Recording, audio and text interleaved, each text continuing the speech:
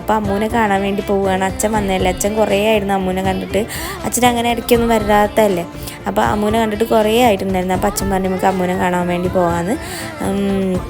അങ്ങനെ ഞങ്ങൾ അമ്മൂനെ കാണാൻ വേണ്ടിയിട്ട് പോകാൻ ഇറങ്ങിയതാണ്. അപ്പോൾ നിങ്ങൾ വിചാരിക്കും അമ്മയും നന്ദുട്ടനും എവിടെ? അപ്പോൾ അമ്മുവും നന്ദുട്ടനും ഒരു പ്രോഗ്രാം ഉണ്ടായിരുന്നു അമ്മയ്ക്ക് ആലത്തിയൂർ സ്കൂളിൽ വെച്ചിട്ട്. അപ്പോൾ അതിന് പോയിട്ടുണ്ടായിരുന്നു കേട്ടോ. അപ്പോൾ ആ പ്രോഗ്രാമിൽ നന്ദുട്ടൻ ഒരു അടിപൊളി പാട്ടൊക്കെ പാടിയിട്ടുണ്ടായിരുന്നു. ആദ്യമായിട്ട് മൈക്കിൽ എൻ്റെ കുട്ടി പാടിയ പാട്ടാണ് കേട്ടോ, ഞാൻ ഷോർട്സിൽ ഇട്ടിട്ടുണ്ട്. അങ്ങനെ നന്ദുട്ടനും അമ്മയും കൂടി അത് കഴിഞ്ഞിട്ട് ആലത്തിയൂർ ഞങ്ങളെ വെയിറ്റ് ചെയ്ത് നിൽക്കുന്നുണ്ട്.